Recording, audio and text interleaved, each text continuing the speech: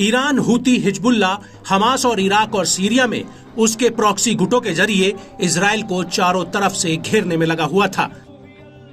Gaza में Hamas और Lebanon से हिजबुल्लाह लगातार इजराइल के ऊपर मिसाइल, ड्रोन और रॉकेट हमले कर रहे हैं।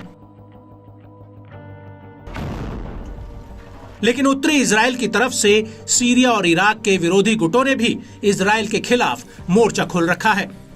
हालिया दिनों में ईरान के ऊपर सीरिया और इराक के इन विरोधी गुटों के जरिए इजराइल पर कई बड़े हमले कराने का आरोप लगा था, जिसको लेकर इजराइल ने कहा था कि वो हर फन को कुचल देगा जो उसकी तरफ उठेगा।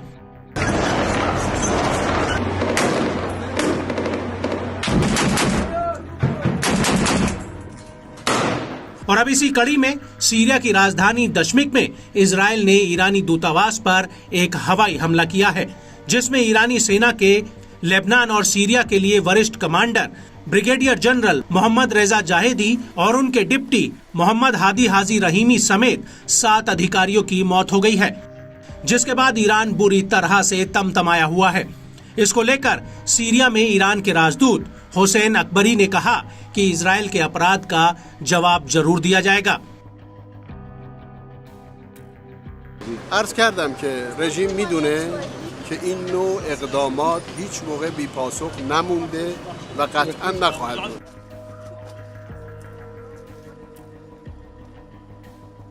वहीं दूसरी तरफ ईरानी विदेश मंत्रालय के प्रवक्ता नसीर कन्नानी ने IRNA को दिए एक बयान में कहा कि ईरान जवाबी कार्रवाई करने के लिए अपने अधिकारों को सुरक्षित रखते हुए हमलावर की प्रतिक्रिया और सजा के प्रकार पर निर्णय लेता है।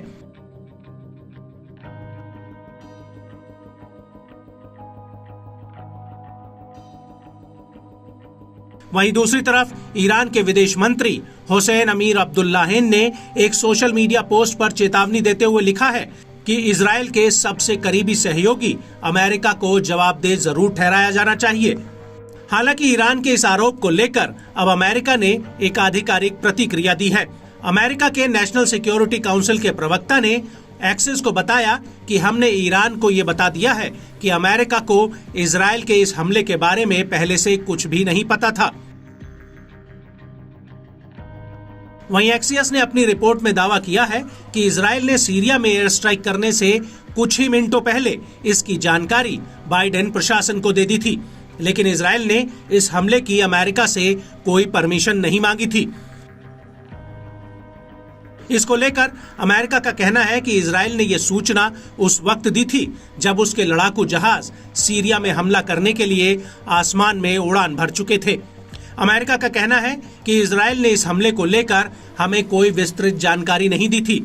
एक्सियस के मुताबिक इजराइल ने अमेरिका को सिर्फ ये बताया था कि वो ईरानी दूतावास की एक बिल्डिंग के कंपाउंड पर हमला करने जा रहे हैं।